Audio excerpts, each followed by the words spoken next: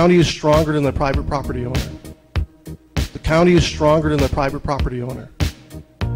In America, you got private property rights, and you don't have the right to tell him what to do with his property. In America, you got private property rights, and you don't have the right to tell him what to do with his property. Good afternoon, Yuba Sutter. This is Joe, and with the Yuba Sutter Political Spotlight. Man, it's been an interesting week. We started off on Monday with the Yuba Supervisor Candidate Forum that the Tea Party held up at the Church of Glad Tidings. We just prefer to call it the nut job. And then we had the Jeff Pierce meet and greet for candidate. He was a candidate for the Sutter County Sheriff. And then last night we had, I guess it was just a flat-out party for the Brandon Barnes Red, White, and Blue Jean Barbecue. Man, that was a lot of fun. And there was a few hundred people there. That was shoulder-to-shoulder room only. Anyways, we're going to go ahead and get the show started with the whole group here. Good morning. Oh, Good. sorry. Good afternoon. It's good afternoon, but I was in Yuba County, so I thought I'd say good morning. Good morning. For all those in Linda that are just getting up. Good afternoon. Well, you know, so let's start off with the nut job. I mean, the Sutter, Yuba County Supervisors meeting that we had, the candidate forum. Yeah, the candidate forum. The candidate forum. That was pretty interesting. I'm gonna play a snippet real quick of this David Joyce. It was very, very interesting how he believes that the county. Well, let's let him explain. The county is stronger than the private property owner. In America, you got private property rights, and you don't have the right to tell him what to do with his property. David, what do you have to say about that? I believe he's like a little Hitler. He's a little passionate about his beliefs. He believes the county is stronger than the private property owner, I'm pretty sure. What I heard. Yeah, that's what I got from it. To me, it's unbelievable that we have people in this day and age that actually believe that. So I think it's just uneducated, lack of knowledge, according to our founding documents, where we came from, who we are.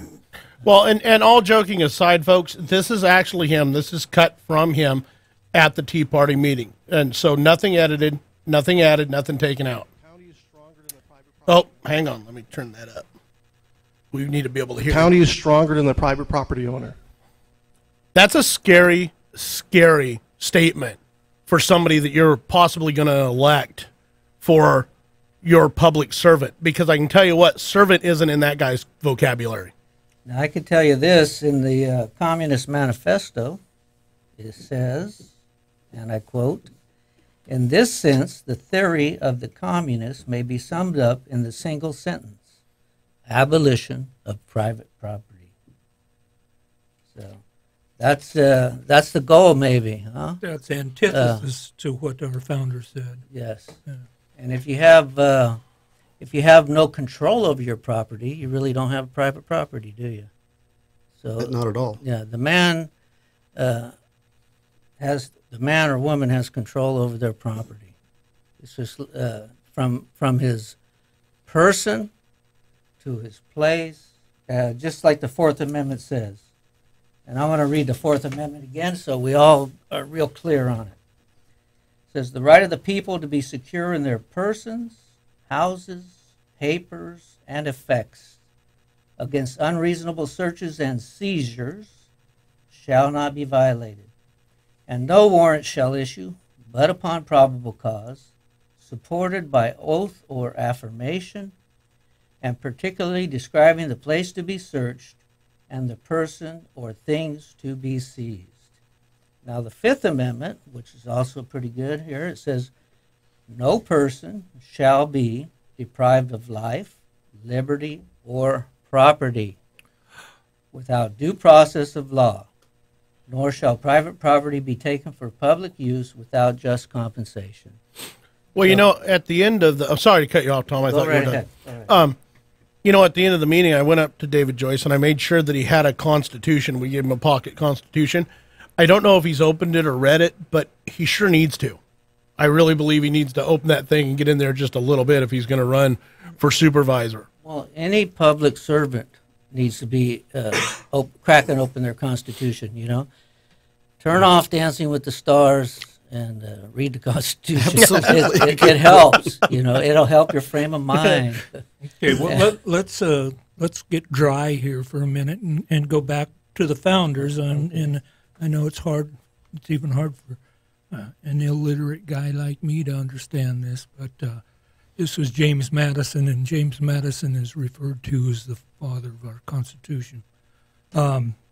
This term in particular, and he's talking about property. This term in particular application means that dominion which one man claims and exercises over external things of the world in exclusion of every other individual. And in its larger and juster meaning, it embraces everything to which a man may attach a value and have a right, and which leaves to everyone else the like advantage. We're all created equal. In the former sense, a man's land or merchandise or money is called property. In the latter sense, a man has a property in his opinions and the free communication of them. He has a property of peculiar value in his religious opinions and in his profession and practice dictated by them. He has a property very dear to him in the safety and liberty of his person, his life.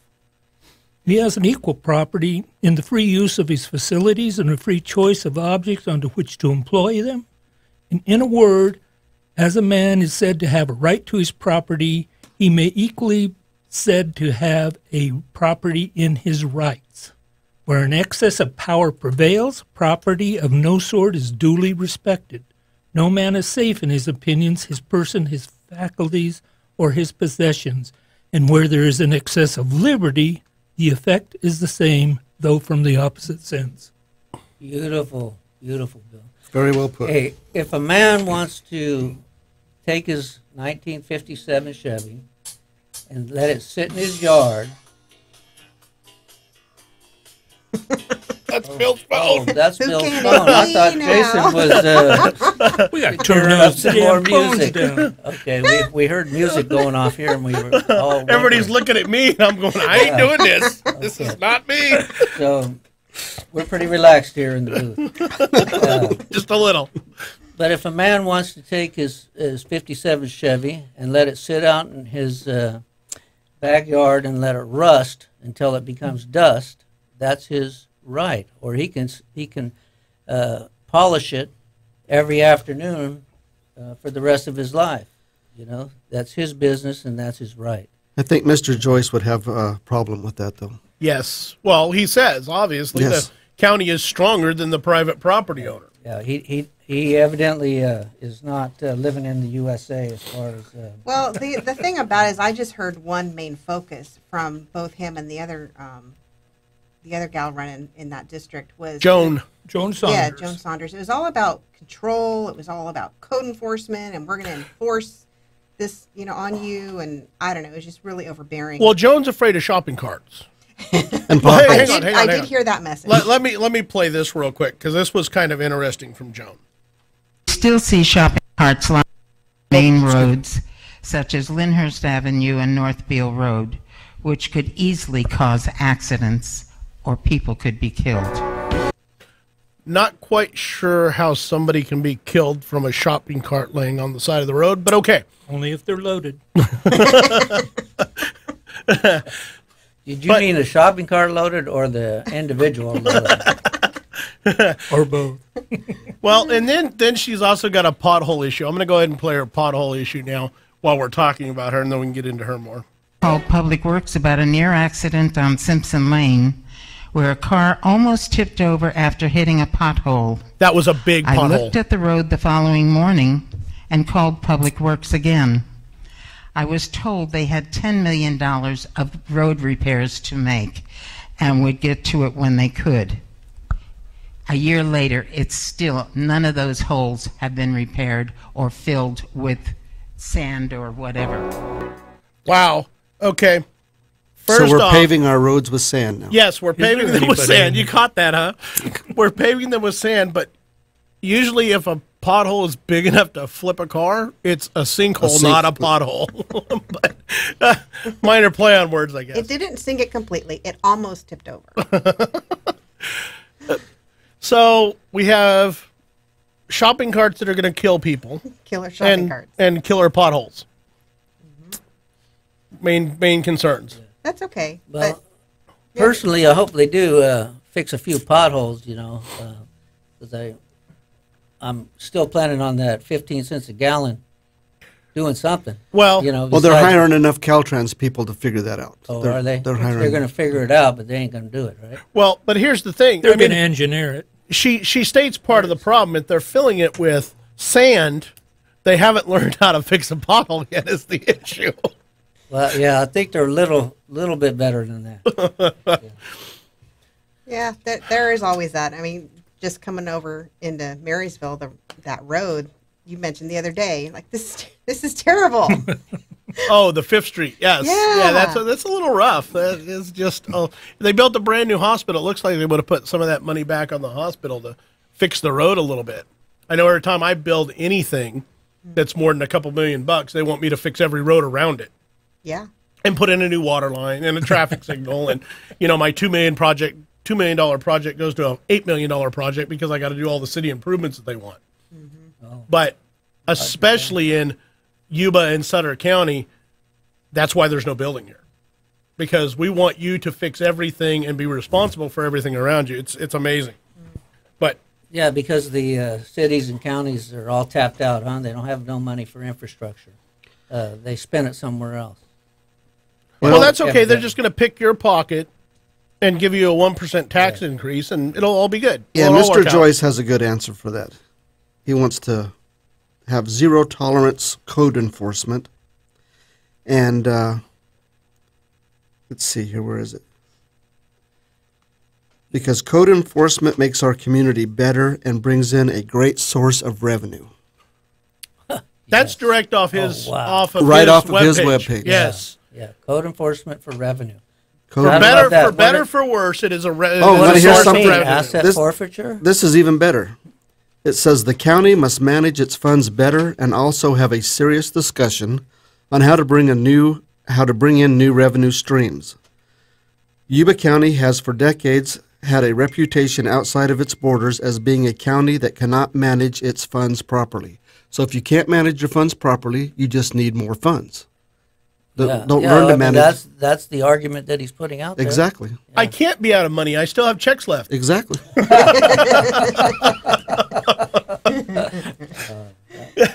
And I think those Yuba County folks ought to really be thankful for Andy, and maybe I think that might be their best choice running right now. Oh, I don't think it's their best choice. Oh, well, it's my opinion that he is the only choice running right now, unless they want to give up their property rights completely. Is that your alleged opinion? Allegedly, it's my opinion.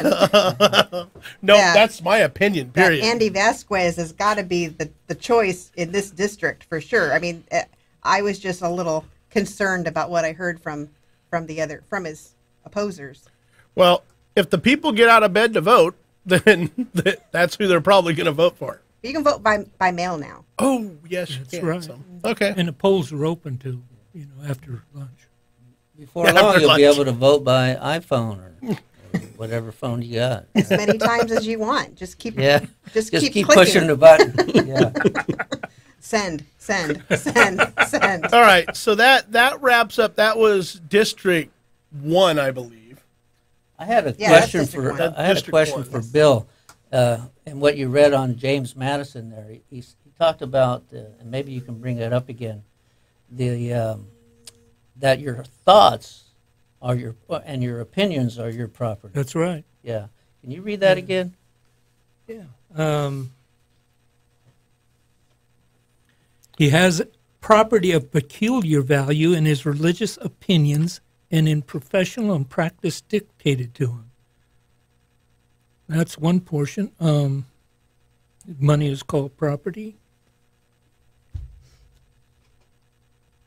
And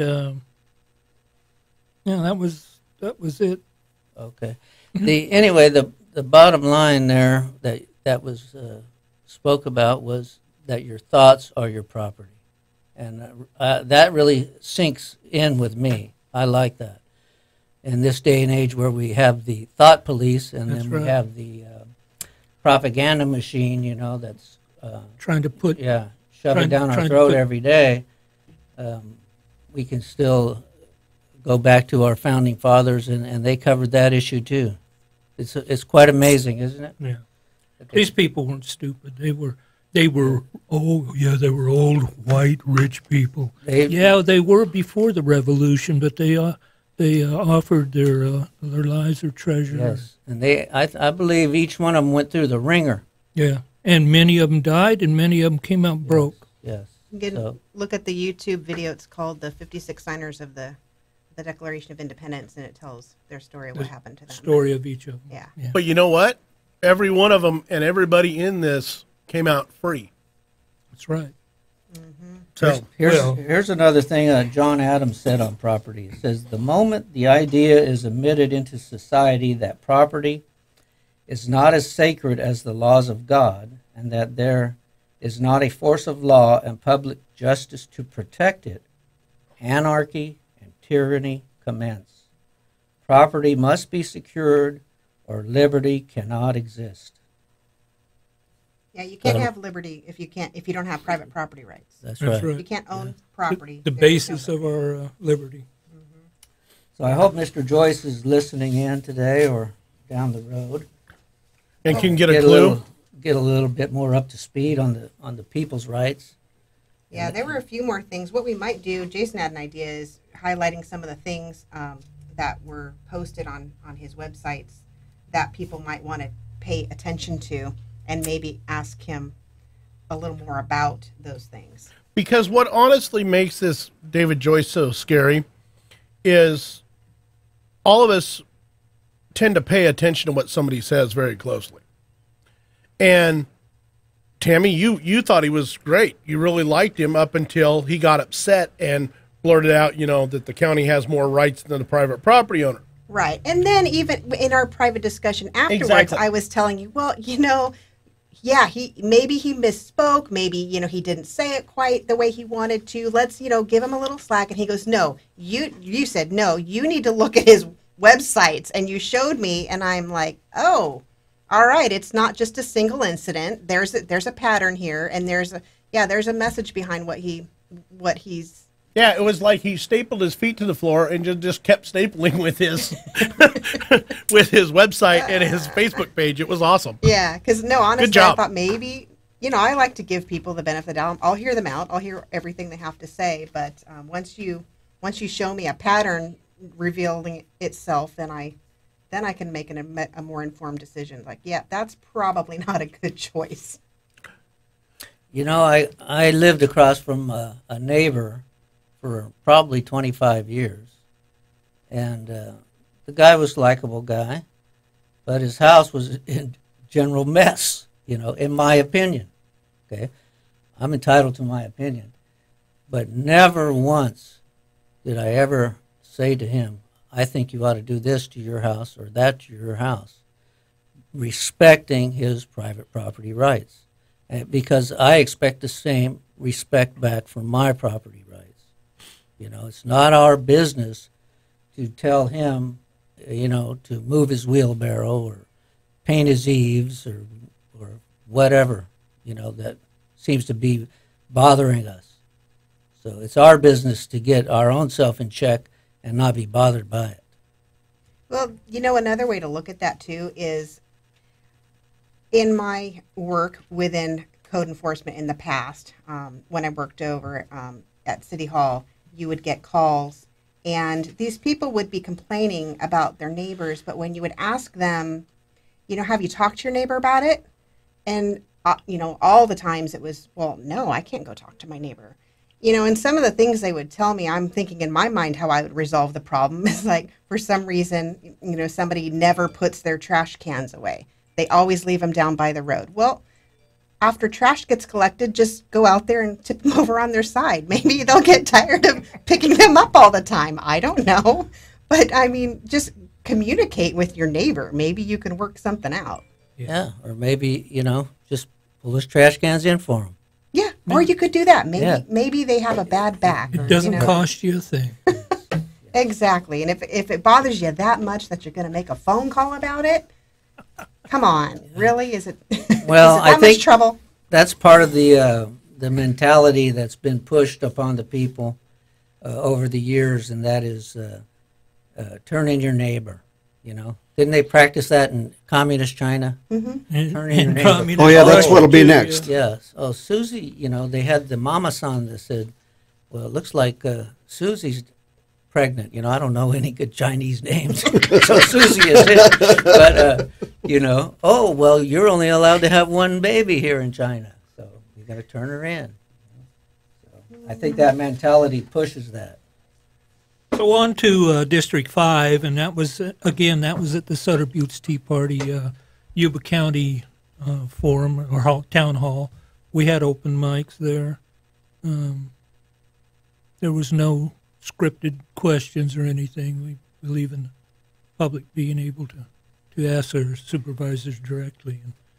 And District 5 was, there's 3 candidates running in there. Randy Fletcher, he's the incumbent, and he's looking to be reelected. And then John Missler, who I believe he's been a former supervisor. And he's the owner of the Territorial Dispatch.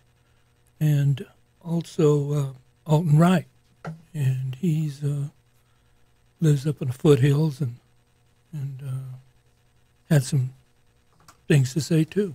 It was a good meeting, and whenever we have these forums, the public is invited to come. It was quite interesting, quite fun.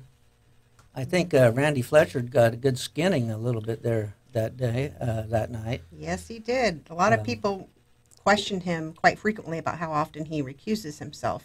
Right. And that, to me, just speaks to, you're very benign and effective supervisor at that point.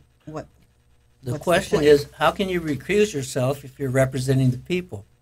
Mm-hmm. The people aren't recusing themselves.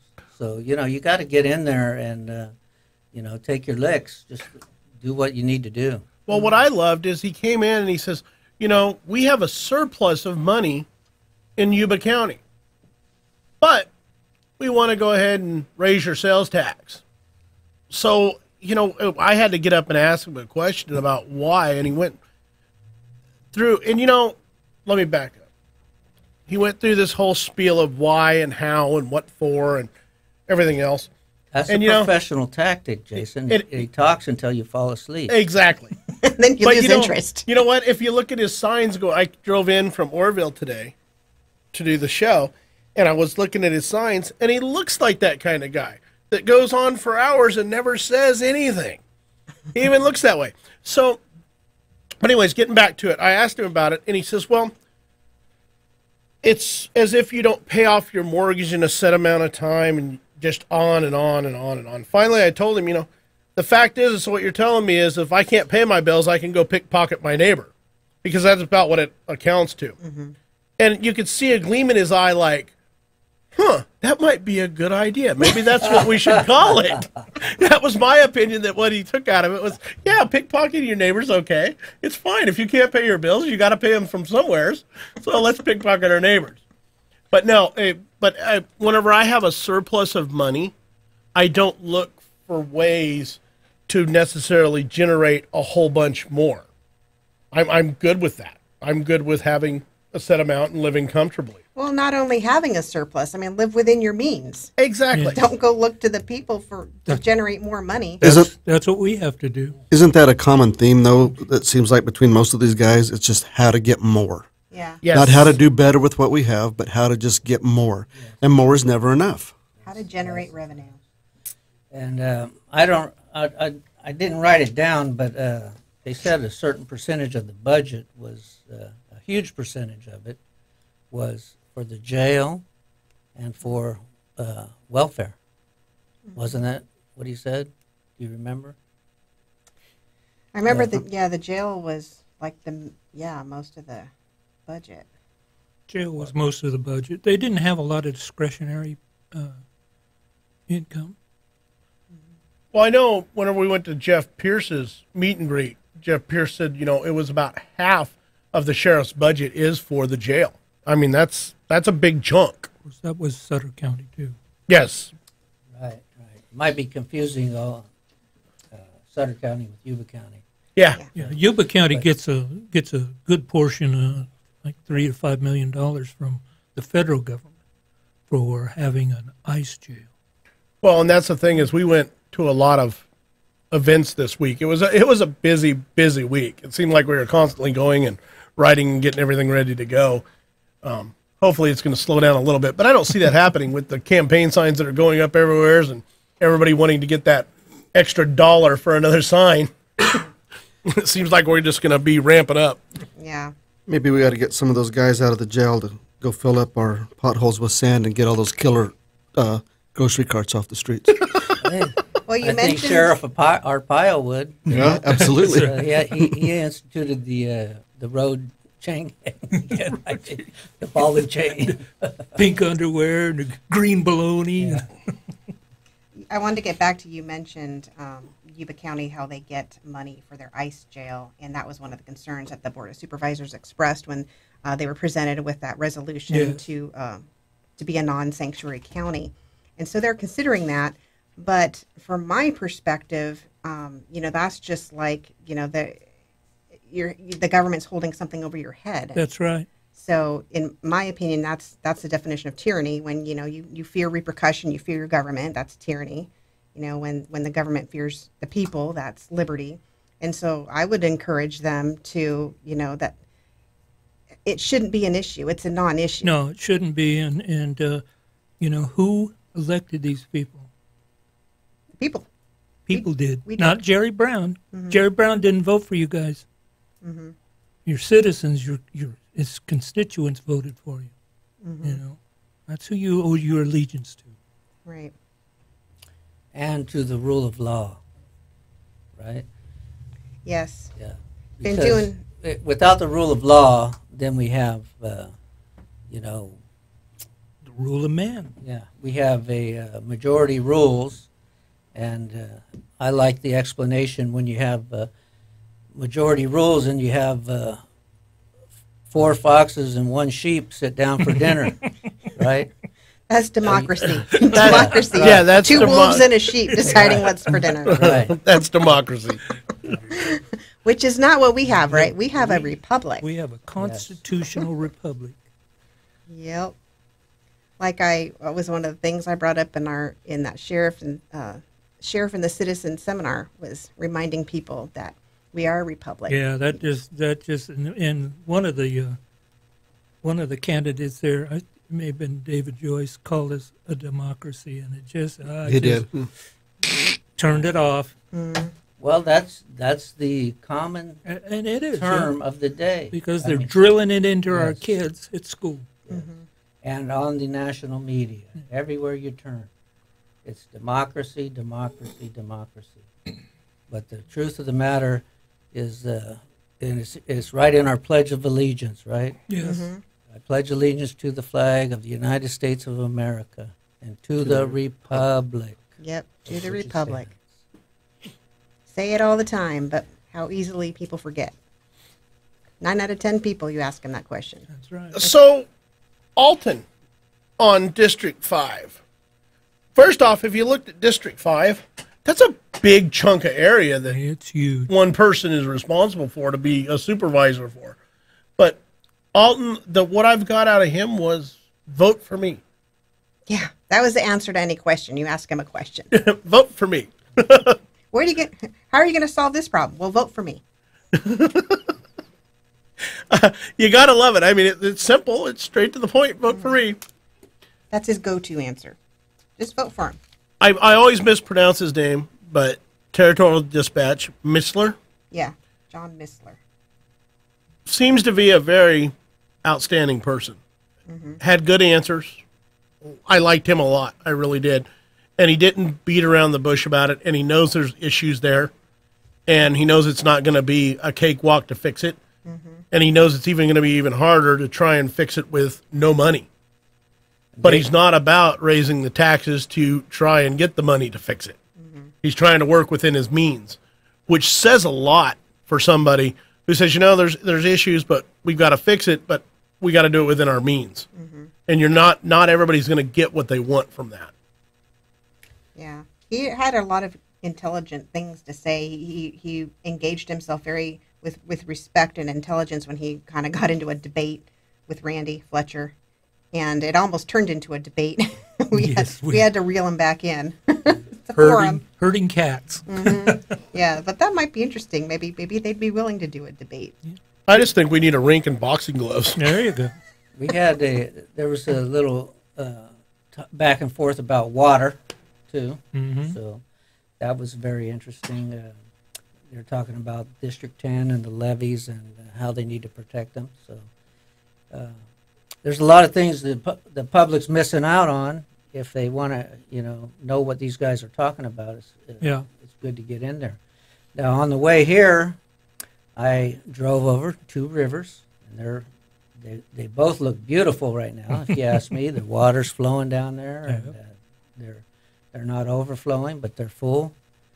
And I was thinking to myself, and this is for all you granola bar eaters that think we ought to tear dams down, that how sweet it is to have the river flowing and the water being managed so that we're not getting flooded, the fish are not washed out and flopping on the side of the road. Good water management. Or flopping in pools because there's no water left up there. Yeah. So the men that had the foresight to put these dams in place and build these reservoirs, we're receiving the benefit of that today. So we don't want to tear them down. No, the whole EPA needs to go away. Yeah. I love those guys. They're so much fun to deal with. Scott Pruitt's working on it. Well, they care about water. I mean, if water sits in a pothole that doesn't have sand in it for 15 days, it's a wetlands. Yes. Oh, yeah, wetlands. Wetlands. I love it. Just a quick plug for One Eye Blind Media. That guy's really, really come a long ways to help us out. Well, Chris Starkey over there at One Eye Blind Media. And we really, really appreciate him. If you're running a campaign right now and you need some really good work done for your website, he would be the guy to talk to. I mean, he gets it done, and it's within a few minutes, of you having something a little wrong that he can get out there and fix it and get it back up and running on your website. The guy is just a magician whenever it comes to getting stuff done and looking really, really good for your website, your Facebook page, YouTube videos, whatever you got. I mean, I don't know why the guy isn't running campaigns for people. He sure could. But honestly, if you're going to be running a campaign this year and you're looking to have a top-notch website, I would definitely suggest you give Chris Starkey a call over at One Eye Blind Media and get him to help you out, because he could definitely get it done. A business having a business website, he can do a video that plays automatically when you open up the web page. Just really talented. I don't know how he does what he does, and he's quick. Yeah. So all of a sudden there's this thing, it's all put together, and you're like, how did you come up with that? And then, most of us, at least myself, I can't adjust the video size and picture size and everything else to get it to fit a lot of these systems like YouTube and Facebook and things like that. And I mean, he's on it right now. If I say it isn't working, he can edit it out, whatever needs to happen. Or if they drop you because of copyright issues, he knows where to go to fix it. It's just amazing. Really like the guy, and he's really helped us out a lot. So check him out, One Eyed Blind Media. Thank you, Chris. We greatly appreciate it, buddy. We greatly appreciate it. Plus, we're giving him a headache, though, with all the songs we like to put in our show, because, unfortunately, we haven't figured out how to get the royalties. Get the royalties, pay the licensing fees, whatever needs to happen so that they don't have to cut those out. But we're just creating a whole headache for him. So. Yes. So, One Eye Blind Media, check him out. He does a great, great job. So we have one left to talk about or does that wrap up District 5? Well, District 5, we pretty much, it's Alton Wright, Randy Fletcher, and John Missler. So the standout there, in my opinion, would be John Missler is sounding really good. Oh, yeah. My opinion is if I lived in Yuba County in District 5, he would be the guy I would be voting for. And that isn't my opinion. That's the way I would vote. Well, it is your opinion. It is how you would vote. But I don't live in Yuba County, so. But, it doesn't matter where we live or what county we live in. The fact is we're covering Yuba and Sutter County. Now, given an idea of the boundaries on Yuba County, on that district. I think it's on District all the 5? way, all the way up to Strawberry Valley. Is that correct? Clipper Mill. It is. Yeah, it's big. Yeah. Actually, I think it was up on our Yuba Sutter political spotlight. It's Sutter Yuba, but it's soon going to be Yuba Sutter. Oh, okay. 'Cause Yuba Sutter just rolls off the tongue better. Oh, Sutter. No, it is Yuba Sutter political spotlight. Yeah. Oh, I'm sorry. I'm sorry. You're right, but it's linked to the Sutter Yuba Constitutional Republic. Okay. Okay. So it's linked to that, but that has the district, correct? The size of it. Yes. It takes on all that foothill area and Dobbins, Oregon Bullard's House, Bar. Mhm. Bullard's Bar. So what about North San Juan? Yes. Is that in there? Yes. Okay. And all the way down to District 10? Is that correct? Yeah. It's a monster. Is it just not that populated, and that's why it's so big? Yes, it's by population is how they redistrict.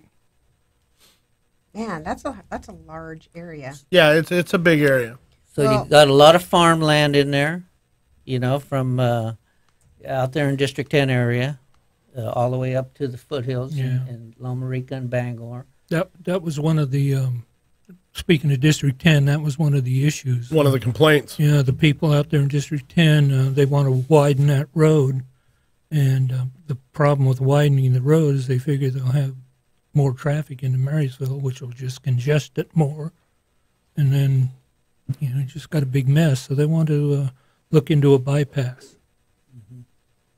Well, I'll tell you, there was some hard questions asked of Randy Fletcher. People are not, it's just my opinion from what I saw that people are not happy with the guy. And, if he's got to recuse himself every time he turns around and can't speak for the people, what is he doing? Realistically, you should want what is best for your area, you would think. But, Yeah, you need someone who's going to actually represent you yeah. every time. And if you can't do that, then maybe it is time for you to step aside and let somebody else, be the public servant for a while. My opinion. Here's my opinion, and this is my opinion. My opinion. We have a lot of opinions. Allegedly, but to live within your means. The people, I think, are tired of being taxed to death. Those that are paying taxes, anyway. I'm one of them, and I would rather see less services, whatever it takes. Just trim it up, because I don't believe we need to keep paying more and more and more. Well, and getting the same lousy results. That's the difference right there. We keep paying more, but we keep getting bad results. You're talking about the schools? I'm talking about Everything. everything. Pretty much. That when it comes to government, we're paying more and getting less and less. It's like buying diet bread. You know what I mean? I used to sell bread for a living, and we had what we called Hollywood diet bread. Hollywood. Yeah. It was good bread, but you had to pay more to get less. Right? That was the deal. Oh. Is that what was diet? You just had to have a smaller sandwich? It was a smaller slice, thinner, and pretty much stripped down. Well, apparently, It didn't taste as good as the, some of the others, but it was a good tasting bread, though. according to some of these guys, there's still more we can pay.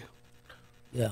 It sounds like every one of them has said there's more that we could pay and that we need to pay. I never heard Missler say that.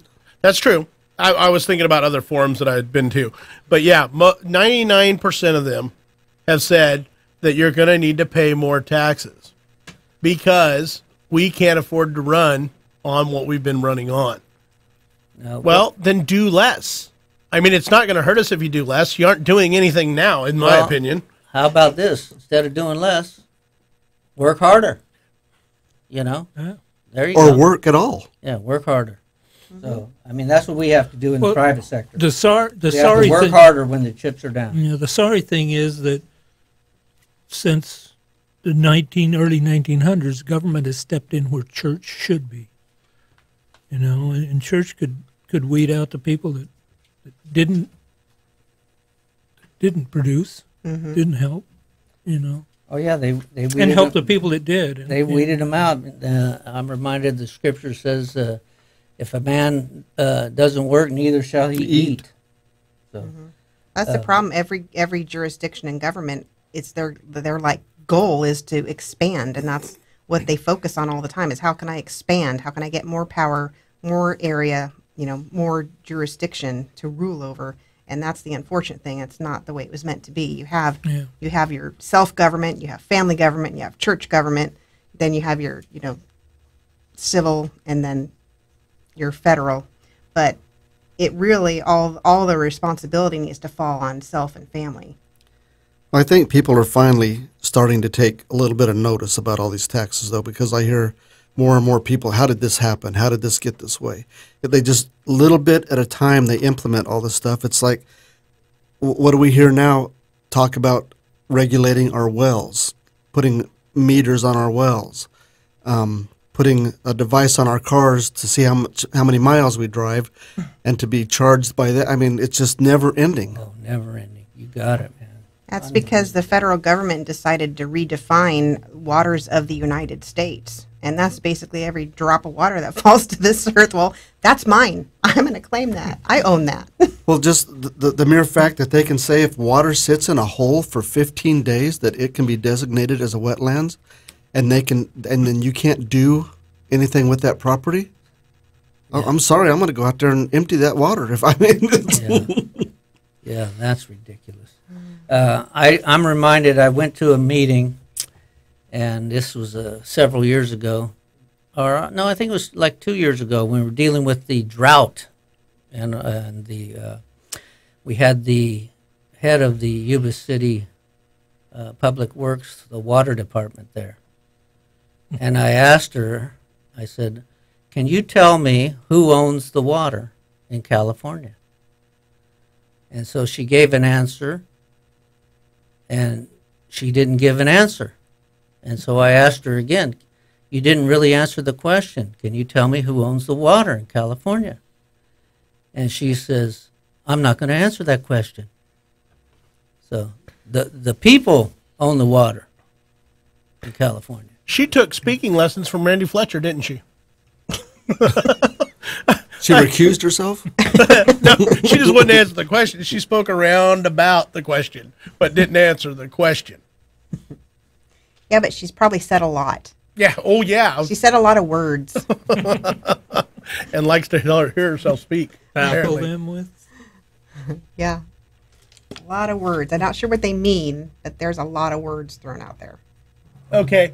So I want to ask a question. I believe everybody but Randy was at the Jeff Pierce candidate forum. Well, his meet and greet this Friday. Oh, yeah. And I was actually pretty amazed because Friday was some of the worst weather we've had. And to see how many people showed up for this guy's meet and greet at a house. I'm glad it wasn't at my house because, wow, I wouldn't want that many people crammed into my house. Yeah, it was packed. It was close quarters, but it was cozy. Yeah, okay, that's a good term for it. Cozy. It was cozy. I was hot and didn't like it. And there were yummy refreshments. Yes. But, the guy hits it on the head every time with his belief of the Constitution. I mean, seriously, I have not seen a candidate yet run for anything that will back up his belief for the Constitution like that man will. I really like Jeff Pierce. I like his demeanor. He's approachable. I think he's a hard worker. Pretty much, if you're the undersheriff, you're a hard worker. And when I talked to him after the meeting, he's the only police officer that I've ever talked to besides Sheriff Mack. Sheriff officer, not a Yeah, police officer. yeah, right. There's Peace- a Peace big officer. Yeah, peace- distinction between Peace police officer. I should and have said sheriff. peace officer. But he's the only one that referred to himself as a peace officer. In this day and age, they're all referring to themselves as law enforcement officers. But when I grew up, it was peace officer. And I prefer peace officer, you know, Yes. because that is really the job, is to try and keep the peace. And then, you know, last night we met the candidate for district attorney. Oh yeah, Sutter Yeah. County DA. that Yeah. you know that's kind of interesting because we've done one radio show besides this one, and we know everybody knows we're going to be here through November. But it's amazing at how people are seeking us out now to talk to us, and just the different reaction that you get. I've never been so popular with the candidates as we are all of Yeah. a sudden because we have a radio show. It's amazing. It was nice to meet him. I didn't get to talk to him much, but I thought about on my way here, actually, if I was going to ask him a question, I was going to ask him if he thought, as a district attorney, that every law that's broken should be punishable, and let him mull that over for a while. Well, he's going to get to answer it because I'm sure we're going to see him at 3 or 4 forums. So he may get to answer it more than once. That's a good thought, isn't it? Is every law that's on the books punishable? So He's been invited to a future Sutter Buttes Tea Party town hall. Also, the appeal is going to have one, and usually the chamber has one. I think the appeal and chamber teamed up this time, so there may only be one. But there'll be at least 2 candidate forums that they'll get to be at, so we'll get to ask them. I believe that one's going to be in May, sometime in May. Yeah, there's I put May. it in my phone, actually, I think. And there are 2. They're 1 day apart. Oh, wow. And I had it written down, and I didn't bring it. I'm just Well, looking for that'll my- be awesome if they're 1 day apart. They'll get to brush up. They should be better the second day. Yeah. Well, but it Have their gives, answers Not down. always. gives people double the opportunity if you don't get your question in the first time. You can get it in the second time. But you asked Jeff Pierce about what was the question you asked him? It was related to enforcing something that maybe shouldn't be. What it was the now CCW holders are not allowed to carry at schools anymore. That's what we're Regardless of talking what the superintendent says, it's overridden. And so what I asked him is if there are teachers who are still carrying with their CCW, which is basically to the best of my knowledge is against the law now. If there was an incident and they used their CCW at a school, is he going to stand in that gap between the federal government if they come after him rather than Oh, it's a state government. excuse me, yes, I'm sorry, the state government, if they come after him, then let him go, let them come get him, because if it was a good, viable shoot and, he killed a suspect or a person with a gun at a school, if he would stand in that gap between our state government and the person. Yeah. And his response was he believed that our DA would do the right thing and not prosecute and not let the state government come in. Mm-hmm. He kind of answered the question, but not to my liking. I'll be honest. He didn't answer it to what I really wanted him to hear of, not on my watch. But he didn't answer it that way. But the fact is he believes that his district attorney would do the right thing. Mm-hmm. And just in his answer, though, he did kind of allude that, I believe that he would stand up to it if the district attorney wouldn't. Yes, yeah, he did. So, And, you know, in this day and age, it takes a man with some guts to fulfill the job of the sheriff. Yeah. Because he's swimming upstream with all the bombardment of the left wing and the thought police, you know, always trying to invade our minds. It's not easy to swim against the tide. So that's why a good sheriff needs a good posse. Bill's flying me a paper that you're listening to 1410 AM, The Patriot. So, well, go ahead and go there. KMYC. Yes, KMYC 1410 AM, The Patriot. And if you'd like to listen live, you can go to kmycradio.com. And with that, we also need to... Sorry, I just got a text. Yeah, We both got the text. Anyways, we won't read it over the air. Can't say that on the radio. Yeah. So, real quick, Liberty Holsters. Speaking about concealment, Liberty Holsters, an outstanding holster manufacturer right here locally. And what's nice about him is he makes concealment holsters out of Kydex. He can custom make it for any gun you want, whether you have a light, whether you have whatever you have on your gun, laser, light, whatever, he can make you a holster for it. One-off stuff is his forte. I mean, it works really, really well. But even beyond that, if you do like to do tactical stuff and do shooting at your private range and you want to do tactical stuff, Liberty Holster can manufacture you a holster for your gear. The guy is amazing. Unbelievable holsters. Very good quality, and he stands behind it. If something happens to where the clip isn't working right, or you'd like the release to be easier, or you'd like it to be a little bit stiffer, he's on it. And it's just amazing at the quality of holster you get for a minimal amount of money. Most of his holsters are around, $50 to $70, and just amazing, amazing equipment for your gear. What's he making those holsters out of? Kydex. Kydex. Yeah. Kydex, but he's also got he's got a leather-looking Kydex. He's got any color you want. Can do anything. I mean, I have a Don't Tread on Me holster that he made for me out of Kydex. That is just really a nice holster. I don't even use it. I have it on display more than than I do for actually carrying one of my guns in. Anyways, just check him out. Very, very, very nice holsters. Liberty Holster. He made me a really nice holster that for my Glock that has the light on the rail on top. Yes. Because that was a custom. He had to custom make that to fit. Well, and I use a Kimber Warrior with a Surefire light. Try and find a holster for that. Mm-hmm. Good luck. That's all I got to say is good luck, and it's going to cost you a couple $100. $70 and fits perfect. Now, he had to take my gun for, a couple of days, but the fact is, man, what a quality holster that I have for something that is a one-off particular item.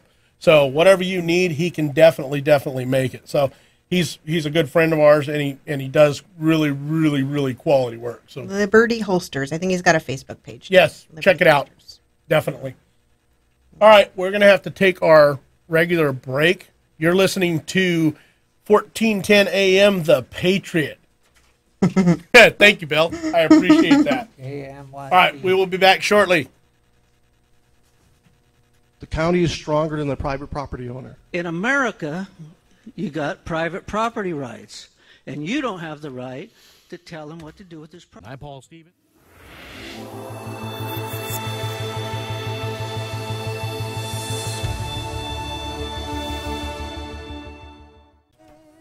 We are back.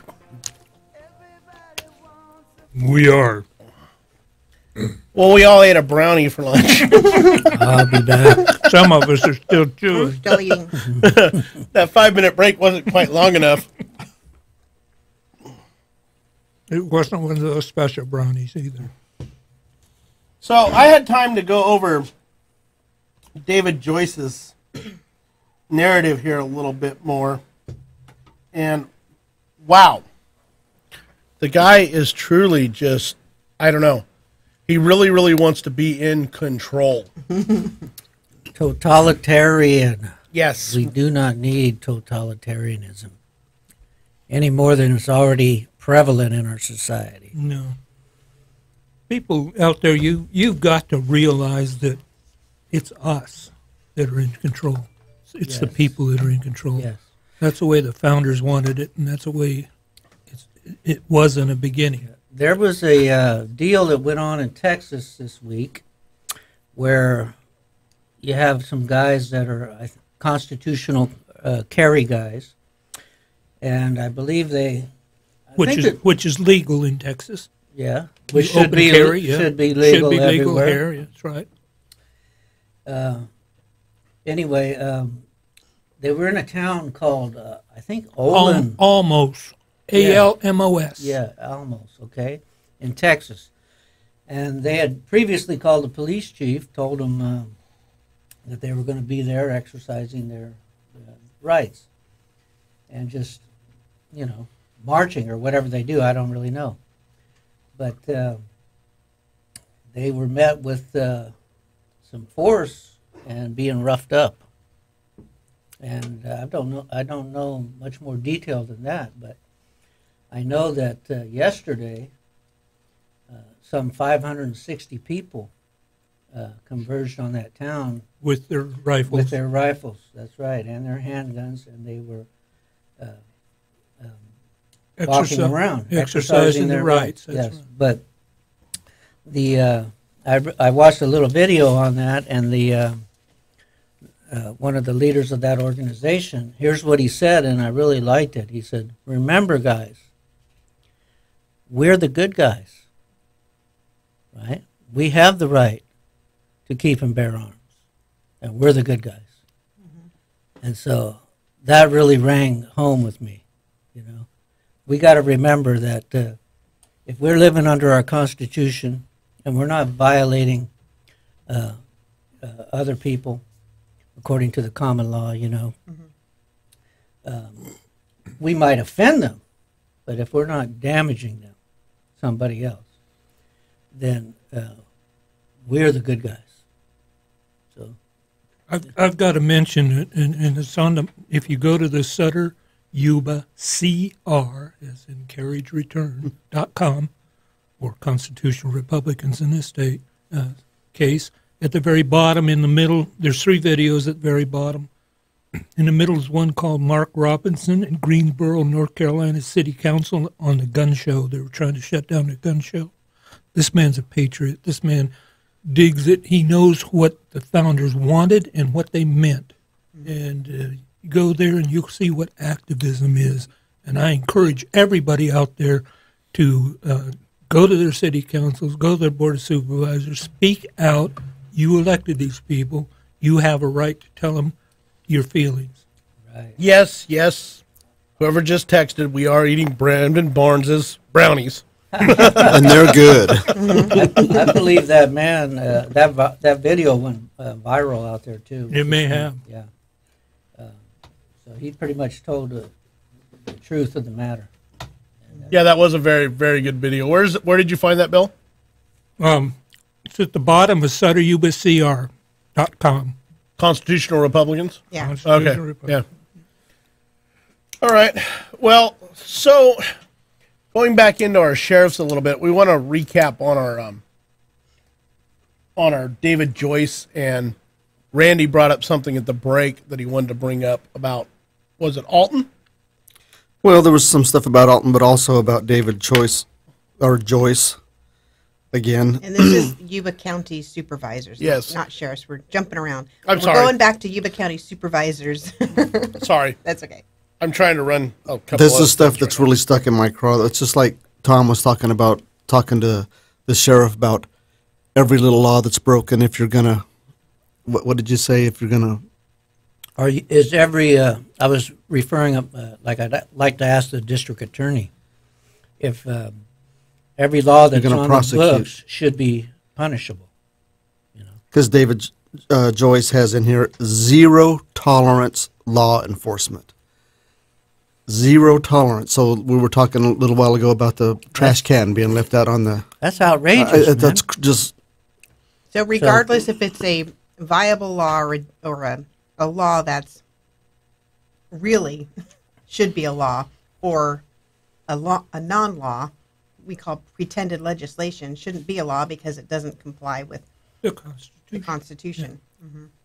So regardless, it's a zero tolerance, is what he said. And when they start enforcing that, and it starts bringing in the revenue that he talks about, well, then what do they do next? Encourage people to turn, like we were talking about, turn each other in on code, and get a little reward or something, like the free phones. I mean, all I can do is shake my head when I hear that, Randy. Oh yeah, it just drives me crazy. I cannot believe that he would put that on his website.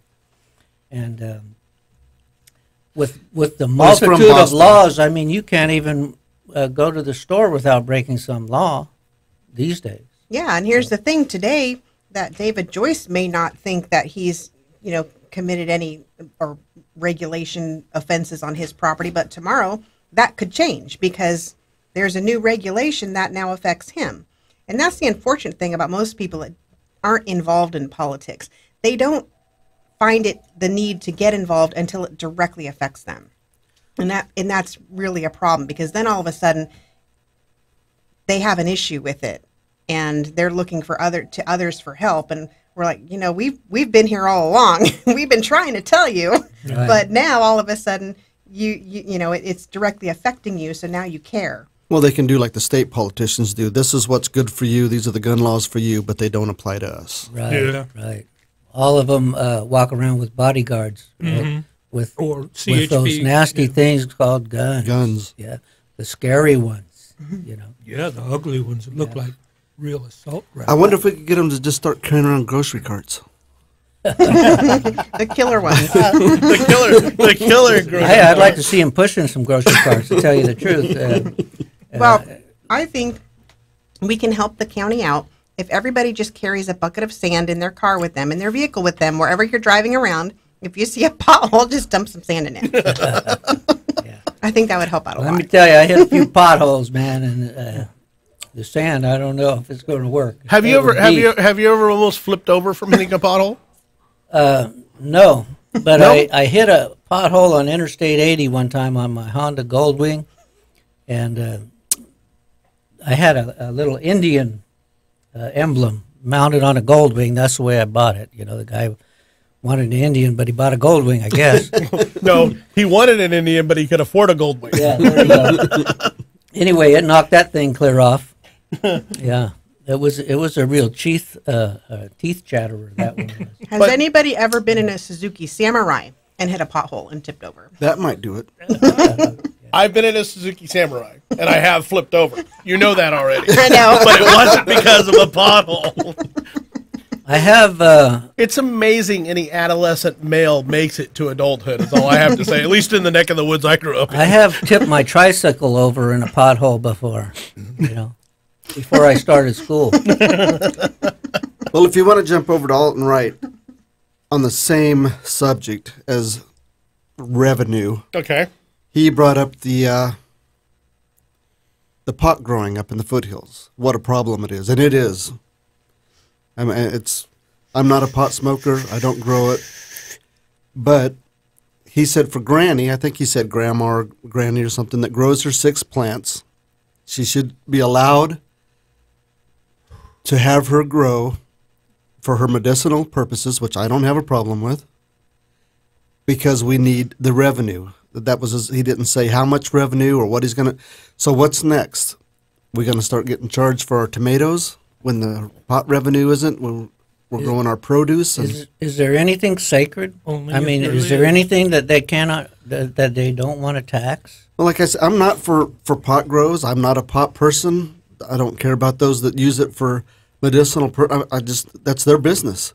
But if you're going to make it legal and they can have those 6 plants, why should they pay you to grow them? Yeah, I'm with you on that, Randy. Anybody that I know that smokes pot, and the only one, when I did smoke pot many years ago, I only did it to get high. And that's the bottom line, and I believe that's for most people, man. They're just smoking why it pot to was get smoked, high, yes. right? So the medicinal, yeah, I believe you get high enough, you can forget all your pain. So that it works. Anyway, if they're not damaging you, what's the problem? Well, it comes back to living in a republic. Living in a republic's a very, very scary thing because it says, I'll take care of myself and my family from whatever comes. I don't need the police to protect me. I don't need the sheriff to protect me other than from an overreaching government. Mm-hmm. It means I'll take care of myself. And a lot of people have lost that. That's why they want to live in a democracy. They don't want to live in a republic because living in a republic is a scary thing. It means that I'm not going to reach out to welfare whenever it comes hard times. I'm going to cinch up my bootstraps, cinch up my belt, and I'm going to go get what needs to get done. But nobody wants to live there anymore because it's scary. I mean, it really is. But at the same time, you're never going to be any freer than you are living in a republic. But freedom is a scary thing to a lot of people. Mm-hmm. They'd rather be taken care of and know that they have nothing to worry about.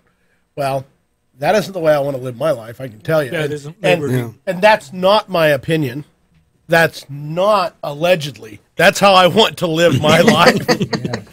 Well, the bottom line is we have got to get people in office that get away from this mentality of we've just got to figure out how to get more money. We have enough of that in our state government, in our federal government that are taking everything that we make and figure out how to do, like you said, with less services if we have to. I can pretty much take care of myself. Yeah. I can even take my own garbage to the dump if I need to. I mean, it's... Hey, you could even light it on fire if you wanted to. Yep. So how about that? In New Mexico, where I'm from, they don't have dump trucks. I mean, in some of the big cities they do, but you save it up for a week, and once a week you run to the county dump and dump your stuff. But, Randy, you could burn it, and you could kill 2 flies with 1 swat. You know what I mean? Stay warm. Yeah. I just wanted to use that phrase, kill 2 flies with 1 swat. Never heard that one before. 2 birds with 1 stone, but never 2 flies with 1 swat. Yeah. But it's like these new. I just got the new registrations for my trucks, and I want to scream $1,000 to register a 2004 and a 2015. When I move to Idaho, which will be soon, I can register my vehicles for the rest of my life for that. Mm-hmm. Yeah. Wow, for $1,000. Yeah, you betcha. $69 a year is what it's. I would venture to say I spent right around $9,000 just on DMV fees this year. Wow. Yeah. So I'm a little hot under the collar about these roads, man. Oh, now they're just looking out for you now, Tom. Don't And be I like ride that. a motorcycle. I want to be riding on some smooth And that's road. another. Well, when I was in Idaho, But I don't want to do 55 either. They don't have many potholes. They have really nice roads, and Well- they're not soaking the money from all the people. How do they do it? well, check it out. Go for a ride in my vet. That's no fun on a rough road, man. Yeah. It's all over the place. And it's a lot of fun to drive, and it's a great car. But the fact is I'm sorry, but I don't like the roads, man. It's a real bummer. You realize how bad they are when you're sitting that low to the road and you feel everything. And that stiff of suspension, yeah. So it's the same thing as a bike, but Well, I don't know. With But the added apparently- DMV fees and the 15 cents a gallon, I mean, we should be driving on streets of gold, I would think. We should Well, be driving ourselves. and then a 1% sales tax increase, why not make it 2 or 3 or 4 or 5? It's only 5 cents. It's only a nickel. Yeah, Come on. Come on. It's only a nickel per dollar. We get another I know better than you Democrat in office. It's going to be bad. It's already bad. Well, but I mean, does it really matter whether they're a Democrat or a Republican? Not if If they they're have not- the same mindset. It If does they're not. not following what their constituents want, it's time to vote them out of office. Get them out of there and get somebody in who will do the will of the people. Here's the thing, is whenever you are afraid of your political politician, there's tyranny. Whenever they're afraid of you, like last night, how they were coming up to all of us and being very nice and very cordial, there's liberty. And just a little bit of this radio show has given us all just a little bit more liberty from just what I saw last night. It's amazing. Just imagine having to keep our guns locked up and have to probably pay a fee to have somebody come and inspect that safe or whatever it is, to make sure that it follows all the right laws and regulations. And I mean, we can't. You can't shoot my bullets. I can't shoot your bullets if we go out somewhere to a shooting range. That's nuts. That's nothing but tyranny right there. If we drop one on the ground, we each drop one at the same time. What if we pick up the wrong one? Oh my God. That's deep trouble. I guess we'll have to take it into the local we turn them in, substation and have them decide who's. I don't know. Those people down in Sacramento. But who picks them up? Because then you're in possession of them. Yeah, you can't even be in possession of them. You want to talk about revenue and generation? I'm going to tell you a story. I got pulled over, believe it or not, the other day in Sacramento. Tammy was with me, actually. Mm-hmm. And the cop pulls me over, and he comes up, and I said, what was I doing wrong? There was nothing. And he goes, well, your registration sticker is expired. And I said, oh, I know that. The new one's on its way. We moved recently, and the old registration sticker went to my house. I said, my old house. But I said, you know what? Check, run the registration. You'll see that it's up to date and current. So I gave him my license, gave him my insurance. He ran my registration. He came back with a ticket. And I said, no. You don't understand. My registration is current. You need to run it again because something's wrong. And he goes, no, I know your registration is current. I'm writing you a citation. It's a fix-it ticket because you don't have the tab. Mm-hmm. And I looked at him and I cocked my head sideways and I was like, so you're going to write me a ticket. You're going to waste your time and taxpayer money. You're going to waste my time by writing me a ticket because I don't have the correct tab. My seatbelt is on, which was a miracle in itself. I had my registration, which was another miracle. I could find the insurance card. Unbelievable. I usually toss them in the trash, Then, on top of that, I was not breaking any law.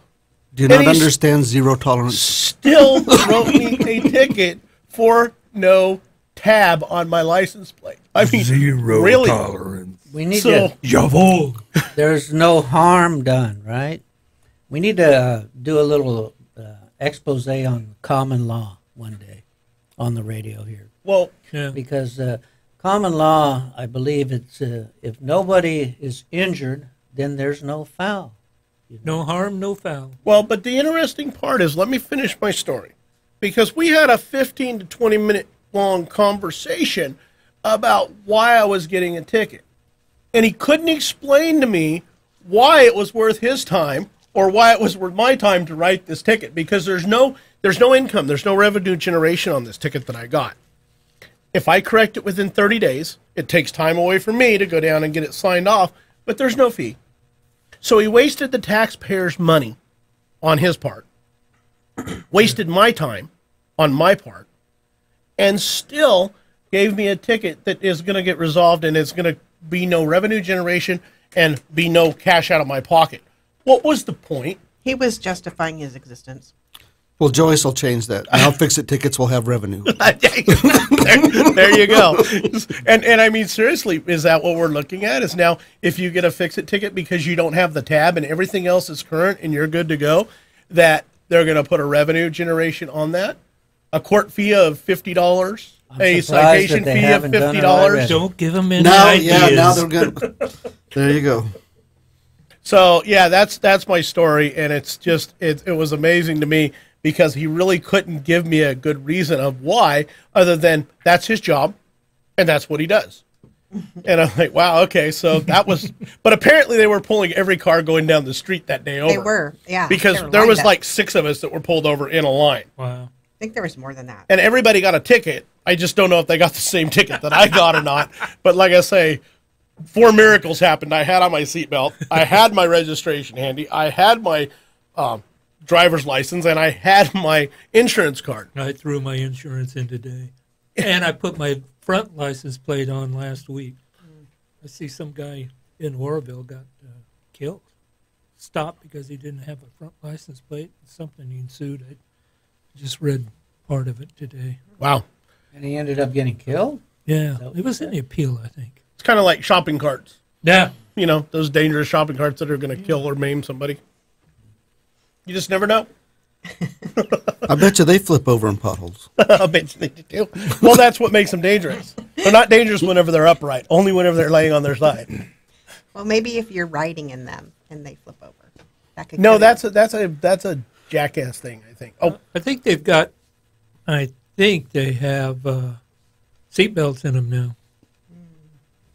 That would be good. Because then they Yeah. could make a law. They could regulate that and say you need to have your seatbelt on. Well, they do. when If you're you- if riding you- in your shopping cart. if you look at them, they do. Where the little kid sits, they do have that little seatbelt in them. So it'll be okay. But you better have your seatbelt on because that's a revenue generation point. I'll tell you what, this David Joyce guy could make all kinds of revenue generation if he really wanted to go Oh, rolling boy. with it. What else has he said on his website there, Randy? Let's see.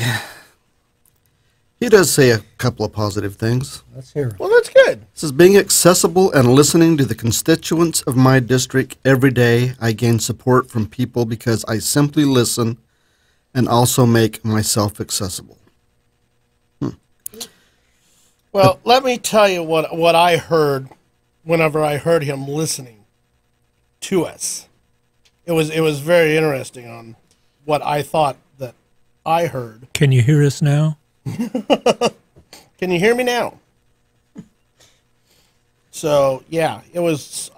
So David Joyce is talking, and this is all you heard. Yeah. Well, I'm going to give you what him and Tom's discussion a little bit because this is what I heard. You got private property rights, and you don't have the right to tell him what to do with his property. He doesn't argue real well, but he can say 9 like nobody's business. The Now, one that's thing my that opinion because he didn't really say that. But the fact is I mean, That's what you heard. that's what I heard. Whenever it was just a tantrum. one thing he says, and I'm not sure what he means about it. It says, "I hope to be the liaison that fixes that through constant communication of facts and public events where law enforcement can deliver their message to my district. I also will be a firm believer in metric-based policing." What is What that? is Metric-based Metric-based policing. Now, I talked to my brother who's been in law enforcement all of his life, and he thinks that this means allegedly, and it's his, in my opinion, that this means just fudging numbers or going by statistic, which Like a technocrat. Yeah. Running everything according to a statistic. statistics, right? Yes. You know, figures lie and liars figure. He says, "I will ask law enforcement for monthly reports on where the high crime areas are in the district and what is being done in terms of metrics to address those areas." Now, he is from Boston, so we have to take that into consideration. That's what Jason hears. That's what you just read. Oh my! To live in your head for just a little while. It's a fun place. It's really comical. So Alton Wright, I mean, realistically, what I heard the guy say was vote for me. Vote for me. It's Well- like Vote for you me. got to read it or pass it before it's read. You know, kind of. To be Kinda on that fair, line. I did hear a lot of words coming out of his mouth. He did have a lot to say. Right. I'm getting that he was the one in the middle, right? Yes. Yes, he was the one in Yeah, the middle. he spoke a lot. Nothing really stuck. in Nothing my really head. stuck other than vote for me. Yeah. Why is that? We're gonna have Yeah. to watch that video again. Yeah, there was a few people in the audience that asked him, "What would you do about this, and how would you take care of that?" Well, the way to do it is vote for me. The way Yeah. we take care of it is vote for me. That was his go-to answer. You know, I just thought about this. The incumbent, Randy Fletcher, he said that it was a volunteer position. to be the county supervisor at the meeting. Remember that? He did say that, and somebody called him on that. Yes. So I believe it was discussed that the salary is $4,400 a month or something to that effect. And the person that called him on it said, how in the world can you say it's a voluntary position when you get $4,400 a month? So, I mean, that wasn't rocket science there, was it? Not rocket surgery. Yeah, that wasn't rocket surgery. I'm not a rocket surgeon, but. What are you reading in there, Jason? I just got a performance matrix to improve police communication community relations, and I'm reading it, but I'm not getting it. Is it politispeak? Yeah. Yeah. Our listeners are helping out, sending us links. and stuff. Yes, they are. Which, by the way, we mentioned in the last show that we do have our Facebook page up. If you would like to private message us, please do so. If you want to send us a private message, if there's a topic you want us to touch on, or if you have a question you want us to ponder, just send us a private message, and we have it up. We're all monitoring it because we're all sitting here with our laptops. So whatever message you want to get us, feel free. Okay, so we talked about Pierce a little bit. Let's get into the sheriffs a little bit. I'd like to go there. We're kind of running out of time again. Yeah, because we have a couple of really awesome sheriff candidates. So Yes, we do. We should talk about our two really Jeff awesome sheriff Pierce candidates. and Brandon Barnes are top notch. I think we're going to be fine either way. This campaign season doesn't really matter with that much. It's really one of those guys is going to be our sheriff, and it's going to be awesome. Both of them are sheriff's deputies. Yes. So they're already in that. What's the right word for it? They're already in that sheriff's department that mindset. realm of work. that frame of mind. You know, Yes. Yeah, frame of mind. where the sheriff's department is a little bit different frame of mind according to how I've experienced over the years. Well, even the Yuba County sheriff that sits there now, I don't want to butcher his name, so I won't say it. Durfer. Said last night that, cop work is cop work, but not really whenever you compare police departments to sheriff's departments. Yeah. That's I coming think from that's the truth. an acting sheriff. It really is. Sheriffs are diplomats. I mean, whenever they call for backup, it's not immediately. It's 35, 40 minutes down the road. They're not coming right away. You need to be a diplomat and kind of get out there and work the area and understand your residents of your area. Whereas a cop calls for backup, what is it? Just a few minutes away and it's there. Not a cop, my opinion. Not a sheriff's officer. I was in fire. I dealt with CHP. I dealt with fire. dealt with CHP, dealt with police, and I dealt with sheriff. And there's just a different mindset. I think the sheriff's deputies are more peace officer oriented instead of law enforcement oriented. So Revenue. yeah, and they're not as big a revenue agents like. Speaking of revenue agents, there seemed to be a lot of them outside the fairgrounds last night. Was there? Yeah. At Brandon Barnes's fundraiser, for some reason there was all kinds A lot of of Yuba City police out Yuba there with City the lights PD. on and writing tickets and stuff. Well, I only saw one, but I did see one, which was kind of I different. saw two. Oh, yeah, really? I saw two. Oh, okay, I saw one. That's 5. Things that make you go, I may have been a little more inebriated than you guys whenever we left. No, this is when we went in. Oh, When we went in, we well, saw I wasn't them. there. I wasn't paying attention then, which happens a lot. Kind of, blind.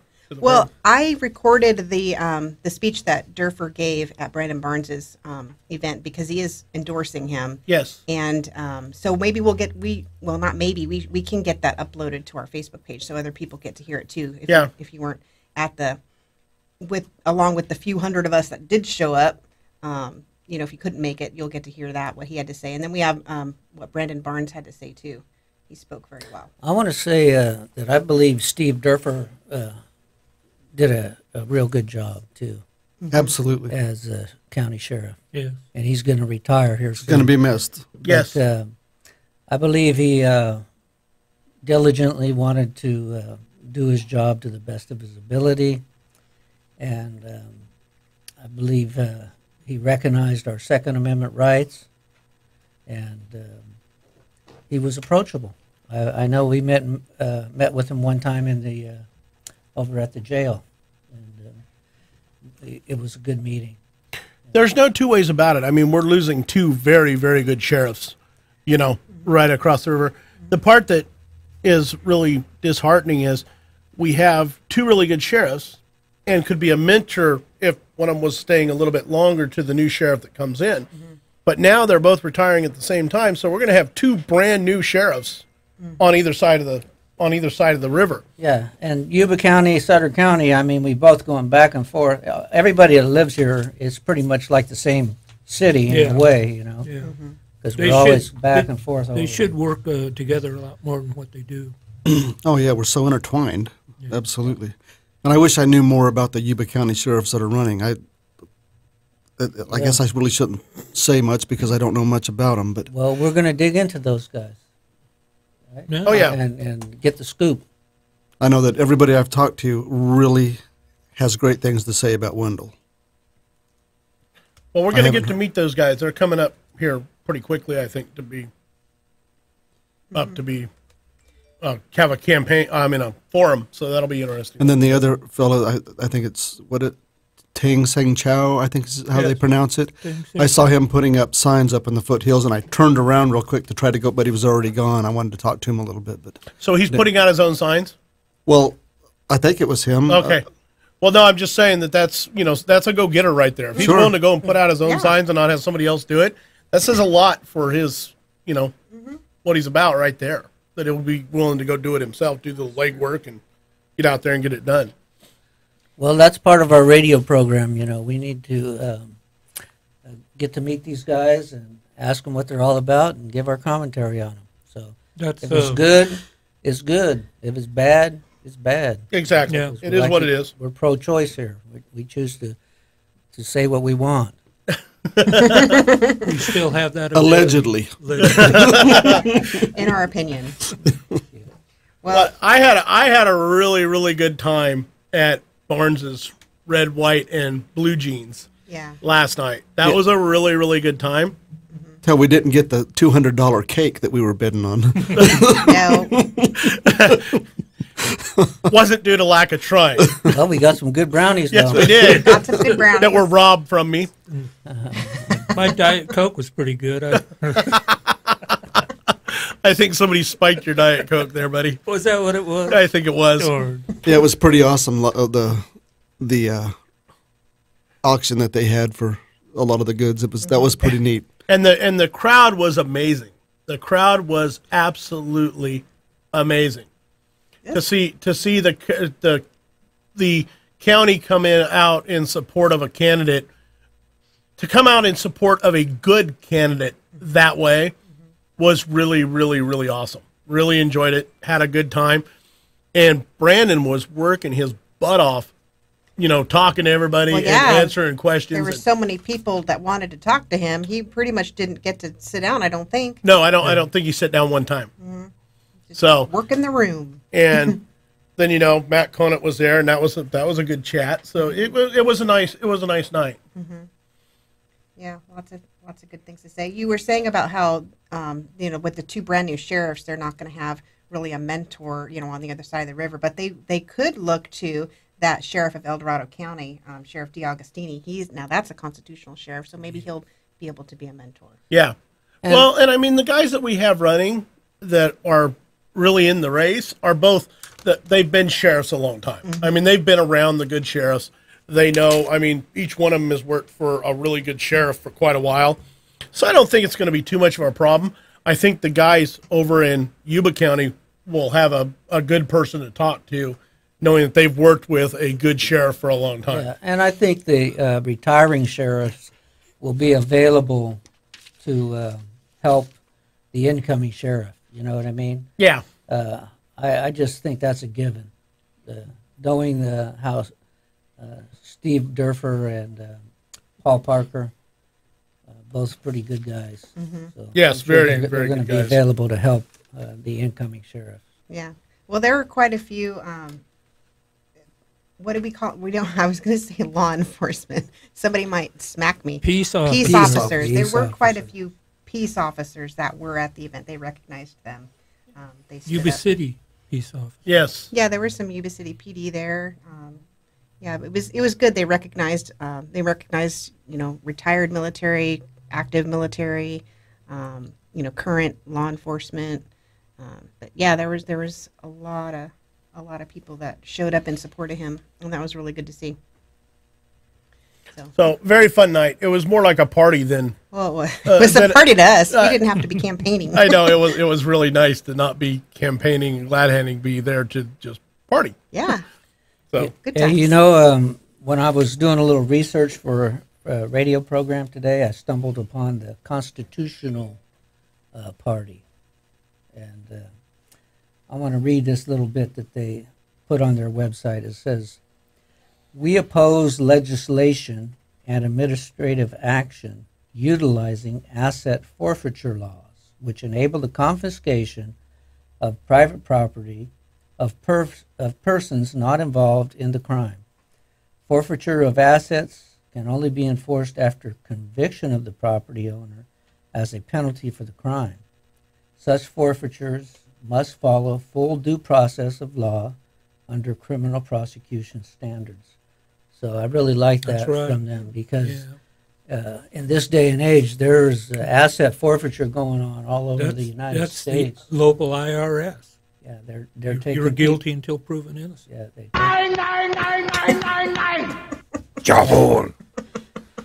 So yeah, they're taking people's cash on the freeways, and then you got to fight to get it back. You Was know, that David it's, calling in? It's not a crime to have cash anymore, is it? It is a crime. It is a crime to have cash. Yeah, It Oh, is, yeah, it is. You have a great deal of that's cash. They wanna know. unbelievable. Yeah, You it better is. have a good explanation for why you have that cash. Every time I go to the bank and I take out, Because it's mine. How about that? That's Yeah. good yeah, explanation. so- That's a because- good explanation. that's what I tell them. They always ask me if I'm taking out, say, 500 or more.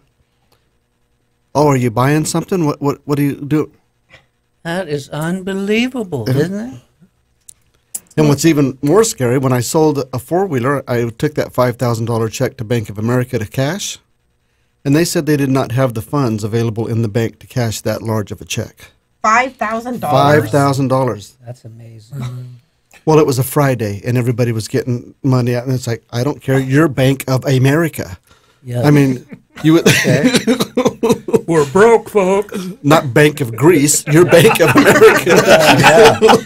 Well, that's America with a K. Well, that's like doctors asking you if you got any weapons at home. Yeah, it's ridiculous. They also put, since you brought it up, Randy, they put this on their website. It says, "We oppose the monitoring and controlling of the financial transactions of the people through such proposed laws as Know Your Customer." Just what you were talking about. Mm-hmm. Banks should be repositories of treasure and fiduciaries.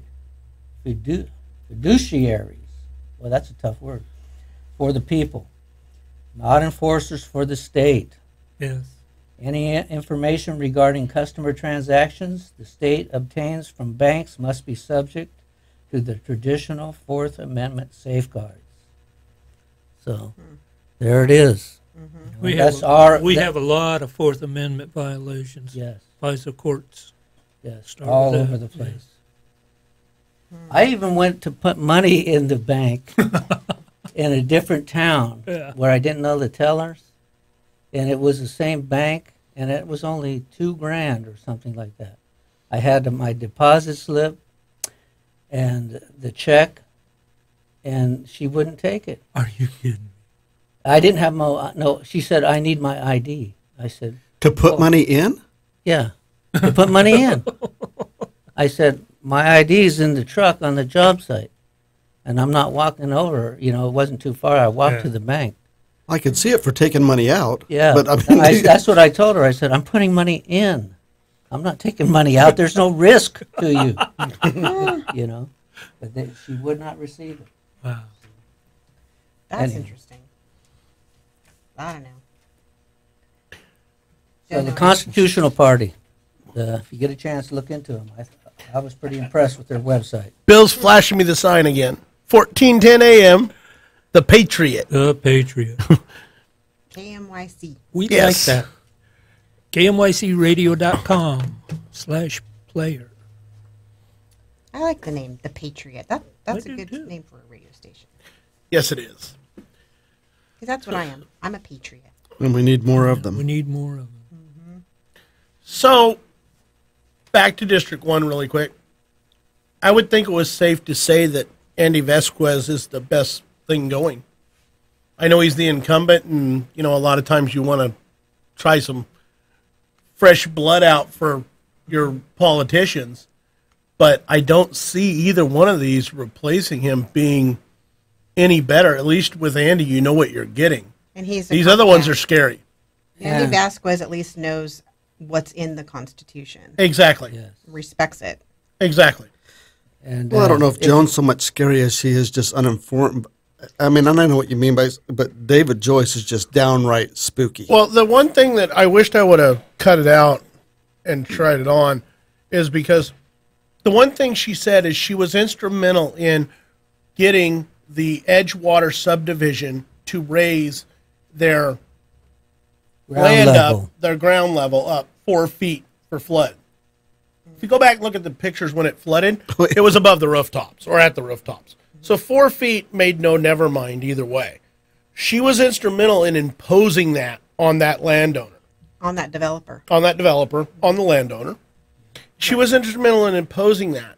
So, and she was really proud of the fact that she got it raised 4 feet. Well, let me tell you, you know what it costs to raise a subdivision 4 feet? She did not know. It's not cheap. And she didn't know. I asked her the question. She had no idea, didn't care. It was the idea that she did it, she forced him to do it, and it got imposed on him, and she didn't care about the cost. Zero tolerance. Exactly, zero tolerance. But the fact is whenever you have somebody like that, that scares me to death, because all you're doing is driving revenue out of your county, and you're too, I don't want to say stupid, or ignorant, because that's my opinion of what it is. But the fact is, that's what it is, of driving that out of your county. And you're talking about the tax revenue from the houses. You're talking about the income from the people who live in those houses that you just push down the road and increase the price of those houses to where you're not going to sell them as quickly. And the asinine portion of it is that with raising them 4 feet did absolutely nothing to better that subdivision. Nothing. Well, So now the water comes in at above the window height, but not at the eave height. 4 feet isn't going to work in an 8-foot flood, is what you're saying, Jason? I'm going to have to think about that for a while. Yeah, if the flood water raises 8 feet and you've raised your land 4 feet, you're still going to You're flood. still underwater. You're still going to have a water issue. But the thing Hey, to we're pay out here at attention Mount to- Huth, man. We're up here in the We're in the highlands. high country. We're up in the clouds We're here, good. baby. The thing people need to pay attention to when they're listening to these candidates is, and this is what we heard Joan, what I heard her express was she's one of those people that, I did this, I accomplished this, I made them do that, I imposed this. Well, just because you make somebody do something, that's not what your position is. It's not about power. And, and that seems to be the focus of a lot of these people who seek to become elected officials or elected public servants, is they're looking for, the power, kind of on a power trip type of thing. Whereas then you have actual patriots and statesmen, true statesmen, that just want to be a true representative of the people and not just, go around arbitrarily imposing things just because you can and you have the authority to. We need people with a servant's heart, people that actually are concerned for the well-being of the people and want to serve the needs of the people. Well, that's at the same time, they have to know their constitutional rights. That's exactly the The statement. county is stronger than the private property owner. The county is stronger than the private property owner. The county is stronger than the private property owner. I mean, that's his own unbelievable. words. His own words right there. The county is stronger than the private property owner. You know, I think part of David's problem was that I believe he said he worked for McClintock. Yes. So he's been imbued in a bureaucracy, and whether it be Republican or Democrat, it's still a bureaucracy. Yes, yes. He's been already baptized into it. Yeah. Do you have that clip queued up at all? I don't know if you ever had a chance to get that clip queued up that was from Jake. Jake. I didn't. It wouldn't let me download it. Okay, that's okay. What I do have is this little bit that I'd like to play. Let me see. We'll put that up on our. We'll link to it on our webpage. It's on the Sutter YubaCR.com. It's on the bottom right. I got this from Brandon Barnes that I want to play really quick from last night at his speech. It's kind of low, but I want to play it because it struck home with me, and I think it did everybody else in the room right now. We who work in law enforcement, we do so with your guys' blessing. You were the ones that put us in a position to hold these positions of power, and so whether you're voted in or we have the ability to select and hire you, we work for the people in our community, and we cannot be successful without the support of our community. We all have to work together to make our community better. I think it says it really well to what he said last night, and the whole event last night was him serving everybody who was there and going to serve the public very, very well as our sheriff. Mm-hmm. And hopefully, if he is elected, that he will be able to keep his people with that frame of mind. You know what I mean? Because there's nothing more annoying than going into a public entity and getting talked down to or discarded or bad attitude. Yeah. You know what I mean? They need to maintain the attitude that they're there to serve the people, and if they can't handle that the public, then maybe they need another job. There are people that are well equipped to handle it. They can take. You're going to have to take a little bit of garbage when you have that job, but you should be able to do it. Going into it and do it with grace. Smile through it. Yes. So what we're saying, he can do that, is whoever our supervisors are going to be, please come into to office with the thought that you're going to work for us, not take from us. And I like that servant frame of mind, that you're going to find how to do better with what you have and not just seek areas to take more. Yeah. You're not going to be a dictator on what we're going to do with our property. With our property. And you can go ahead and ask what kind of tater, but I'm not going to say it. So. But you're not going to do that. I mean, because there's a whole lot of people out there that feel just like we do. Yes. So speaking of taking the course of the people and the people in charge, Tammy starts next Wednesday. IOTC Constitution course. It's going to start at Wednesday at the Church of Glad Tidings. Drive in, go all the way to the end. It's building 500 in rooms 210, 212, and you'll get the Constitution perspective from the founders, how they looked at it and what they thought about it, and it's not from what somebody wrote about them. It's from their own words. Yeah, it's not that revisionist history. It's actual history from source documents in their own writings. Their letters to one another, their published articles. It's like you can read the Bible or you can read a commentary on the Bible. Yeah. Right? It's better just to read the Bible. Yeah, go to the source. Yes. Another thing that really... How much does that course cost? It is free if you just want to come and attend the course and listen to the lectures, or you can purchase a student manual for $10. You get the electronic version. You can download to your iPad, laptop, or you can purchase online from the Institute on the Constitution the $45 student manual hard copy, and they'll mail it to you. I've gone through it once, but I'm going through it again. Yeah. Because I love the class.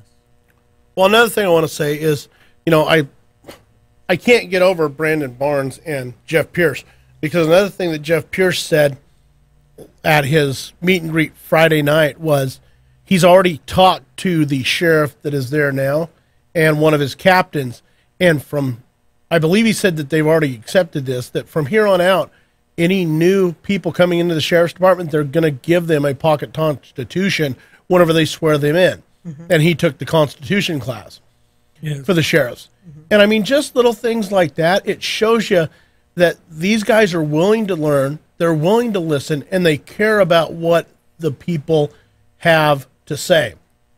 And I know it's campaign time, and after campaign time, we'll really, really tell whether they're true to their word.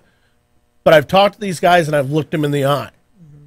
And that makes a big difference when a man will look you in the eye and talk to you the way they'll talk to you. There's no BS to it. They're actually telling you straight up how they feel. And I believe that we're going to be able, either one of these guys, we're really going to be able to get behind, and they're going to get behind us whenever the time comes. No matter what, it does not relieve us of our duty to be watchdogs over what they're doing. Exactly. History has proven that they have to be watched. Don't elect them in and then go back to sleep. Yeah. Right. Pay attention to what's going on in your neck of the woods. I think a good practice would be for every public servant that takes an oath, and every public servant does, an oath to the Constitution, that they should be required to take a course in it too. Well, they're trying to make you take a hunter safety course. They're trying to make you take firearms training. Well, they impose all these courses on us. Let's make them take a course. That's right. Yeah. I mean, it only stands to reason if you're swearing an oath to the Constitution, I'll that teach you the should course take a for course free, on it. and I will give them all the material that they need for free. There you go.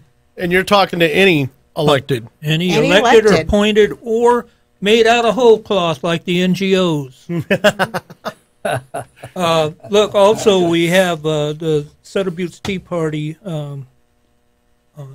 not tomorrow, but a week from tomorrow is going to have District 3 supervisor town hall. It's going to be open mic, so 3 candidates running. Bring your questions. Dan Flores is in District 1? Sutter District County. 2. Yeah, so this is Sutter County, yeah. All right, guys, we have to wrap it up. So that being said, One Eye Blind Media really supports us. Right Side Gear, I forgot to mention him this time. Tactical Needs, medical gear. He makes that.